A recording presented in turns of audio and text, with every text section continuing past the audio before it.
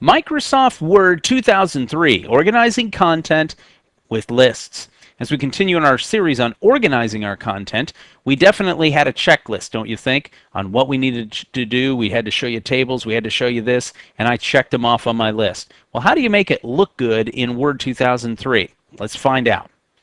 So we have a list here in front of us. Good thing we're learning how to organize these lists. We're going to look at bulleted lists, just like you see right here, numbered lists, and outlines in this particular video.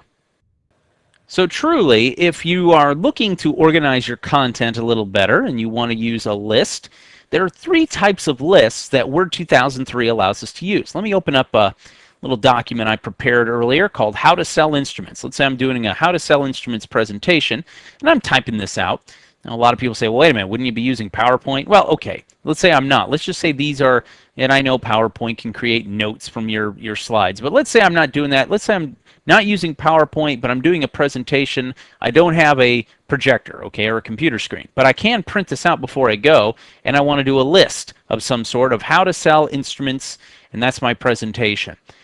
I can do a couple of things to create these lists. Now, understand the three types of lists that we have. We said bulleted, numbered, and then we have outlined. And you can see up here we have our numbering and we have our bullets.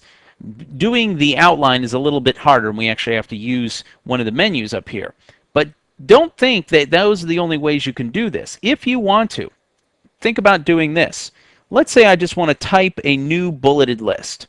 So at the beginning of a new blank paragraph, and I know that by using my show hide, notice I do this a lot. I like showing you guys this so you can see where exactly, look, I've actually hit enter a couple of times and it's all over the place. Let's say I go right here. So this is the beginning of my new paragraph, and so I type a asterisk, and then I hit the tab key. When I do that, I'm going to then type in, this is a new bulleted list. So I can, literally just say that. Now I hit enter. Watch what happens. It automatically says, oh, you want to do a bullet list, and then you can start typing as you go. This is the second item on the bulleted list. And if I want to change the formatting, here's my autocorrect options and formatting. I can undo automatic bullets. I can stop creating bulleted lists. I'm sorry, I said auto formatting, autocorrect, my little lightning bolt. Stop automatically creating bulleted lists and control the autocorrect options. We saw that this is one of those things you can do.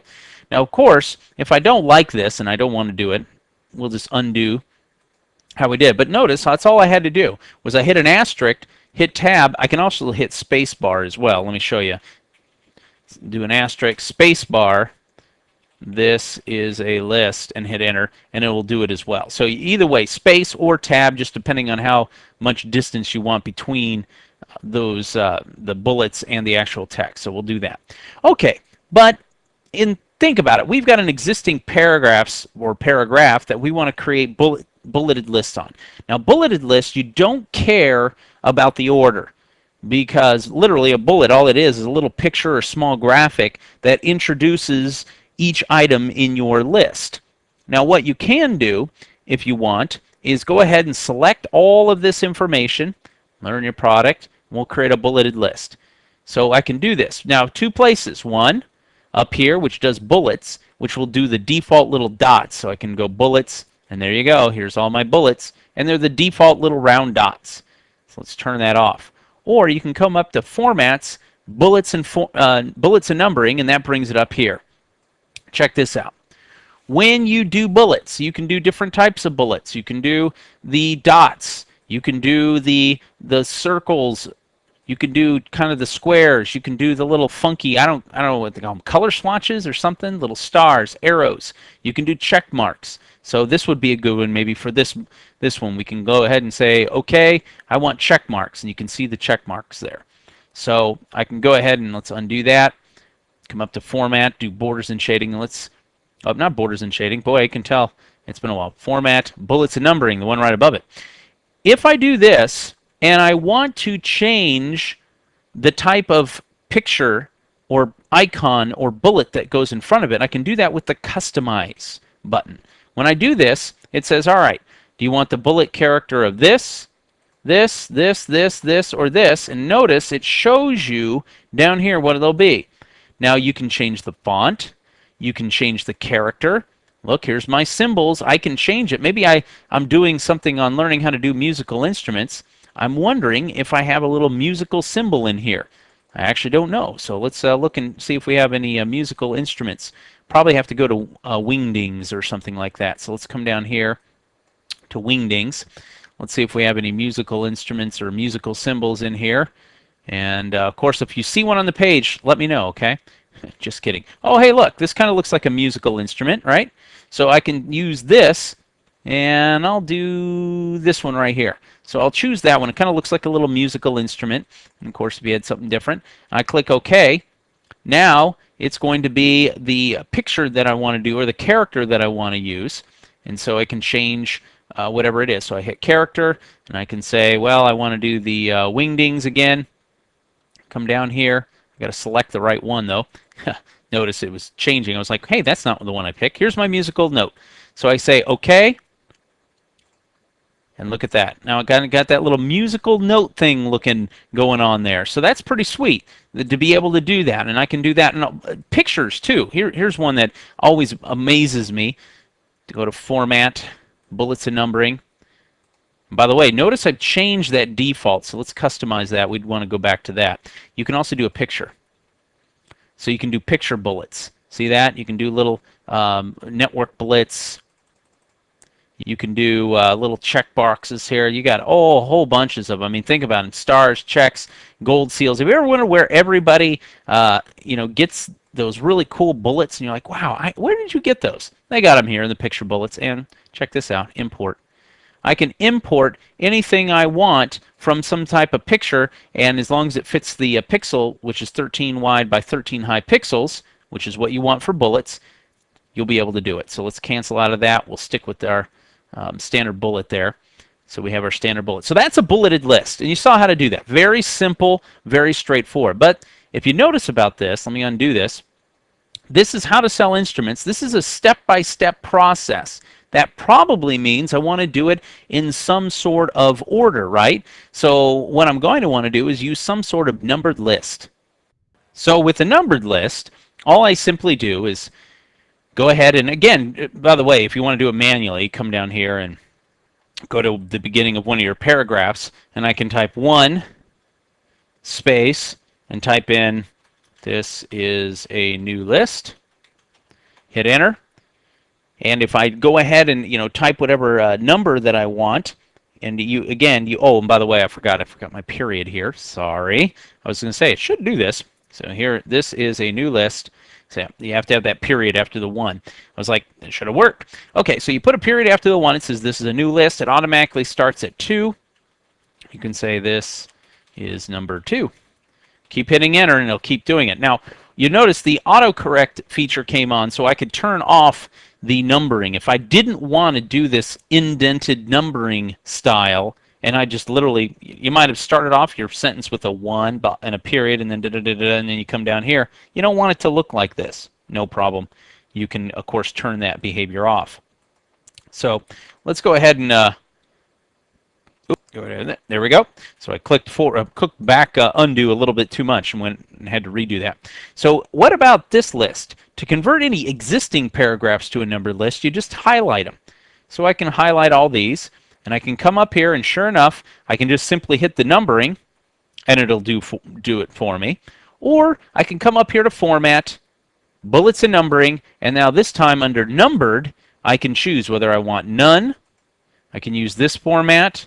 I can use the Roman numerals. I can use the A, B, C. I can do A B, C lowercase. You can customize these if you want, just like anything else. What number style do you want? Do you want to start at 1? How is it aligned with the number position? Where's the text? Well, it's a half an inch after the number, and you indent, again, or after the text position. If that's here, you go in a half an inch, and then you indent and another half. So you can see how that all works, right? So number format, I can change the font if I want, whatever one I want. I can use Times New Roman. I can use up here Arial. So that's fine. I can do that. Character spacing, text effects. These are the same types of formatting that we saw earlier on in our video series when we deal with any type of formatting. So we click OK. And now it's going to be Arial. The number style, 1, 2, 3. We have Roman numerals, first, second, third, 1, 2, 3, first, second, third, 0, 1, 0, 2. You can do that or none. So let's stick with this one. Number position left. You can even go to the centered. You can go to the right. How you ever want it. I want it to the left. Okay, so sounds good. Numbered, font, okay. And there we go. Here is our numbered list. So if I click off of this, everything's in perfect order. 1, 2, 3, 4, and notice it aligns up to the left, not to the right. If you did it to the right, the single digits would be here, and then it would build off of there. It's just that's what it meant by going left to right. Okay, so let's go ahead and undo that. And now take a look at how, if you notice, with how to sell instruments presentation, this looks like it's just begging for a numbered outline in order for people to know where I'm moving from one point to another. So now we go ahead and I've been doing it this way, so I'll go ahead and do it the same way I've been doing it. Let's come down here. Let's say I just want to start from scratch and start typing in an outline numbered list, or what they call outline numbered. All I need to do is come down here, go to the Format menu, click on Bullets and Numbering, and this time I'm going to do Outline Numbered, and pick one that I want to do. And now there's all different types of outlines that you can use. You've got your standard, you've got one, and then you have A is the next, and then little small Roman numeral 1. You can do it from a 1 to 1.1, 1.1.1. This is actually used if you ever take your project management courses and learn how to do work breakdown structures. This is how you could use that. So if you're doing your work breakdown structure here, your dictionary, you could do it. We can also use bullets that are then outlined. In other words, each level has its own different bullet. We can do articles, section, 1 headings, and they have little headings that go with it. Chapter 1. You can do a whole bunch. It's no big deal. So let's go ahead and use the this particular aspect of it, which is a pretty much general one. Again, you can customize just like you do anywhere else. What level, format, things like that. We'll see that in just a minute. Let's go ahead and do this one though. So I click OK. It says 1. This is the first part of the outline. Now when I hit enter, it assumes that would be the next main heading, or the or the next next heading, I should say. But no, I want it to be a subheading. So I hit tab. Watch what happens. It automatically takes it down one level and say this is a subheading of 1, and it'll stay there. Now watch. I tab again. Goes down one more. This is a topic level of the subheading. And I know I'm using, probably more technical terms than you really want to know about outlining, and I'm probably getting them wrong. Hey, what do you know? This is the first part of the outline. This is the subheading of 1. This is a topic level of the subheading. Notice all I've done is I've turned on the outline capability. Notice it's one of my styles, outline numbered. There's my numbering turned on. So there's no problem. Easy enough for us to do without causing any undue alarm. We can just start by creating them from scratch. But what if you already have something? Let's go ahead and take this. Turn off the numbering. And in fact, we'll just go ahead and delete all that. Come back here. So now I'm going to select all of this. Now the thing that's going to happen here is we are now going to convert this list to an outline. So once again, we come up here to Format, Bullets and Numbering. We're in an outline numbered state, and then click the style that really resembles the one that you want to use. Let's say we want to use this one, Article 1, Section 1.01. Maybe that's the one we want to use. So, or maybe we want to use the Roman numeral type. So that's always a nice one. So let's go ahead and do that one. 1A and then 1. This is the one I used to do in high school, and I'm sure a lot of you guys have done it as well. Select this, hit Customize. Now notice it says Level 1, your number format is going to be Roman numeral 1, this number style. You're starting here. If I click on Level 2, it changes. It says, okay, your next one is going to be capital letters, and it's going to start with A. Level 3 is going to be here, and notice it goes down 4, 5, 6, 7, 8, 9. You know, you can go down up to 9 levels on this particular one. And I mean, that's enough subheadings, don't you think? I think so. You can do the number position aligned to the left. You can do it centered. Notice we did that. You can do it to the right. And again, this is how the numbers line themselves up with each other. So we'll stick with left, and it's aligned at 4 inches in here on heading 9. Now up at number 1, it's at 0. It's right up against the particular margin right there, or indent. Now if you click on the more, it says you can link this level to style what? The heading 1. So in other words, heading 1 is going to be used that. You can then follow the number with a tab character, a space, or nothing. We'll just say a tab character is fine. And the list num field, list name, and some other things. Do you want to use legal style numbering? So you have all these abilities here just by clicking on the more or less button. So let's hide those. Tab space after 1/4 of an inch, indent at 0 inches. Again, just where you want to line them. You can get granular with this. I don't think a lot of people realize it's like having your own ruler in your head. And some of these print designers and setup guys, and when they use rulers or lines, you can use these to make sure that they match up, that this heading matches the next heading down below. So let's say we want to go ahead and stick with what we have here. So I go ahead and I click OK. Now notice what it's going to do. It's going to say everything is going to be a heading 1. I'll tell you what. Here I can select. Notice I can't select any farther over. It's already in. All I need to do is then hit the tab key, and it will take it down to the next level.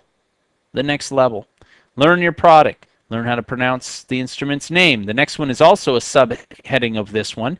I know this because I've been doing it, and so this one. Select down here.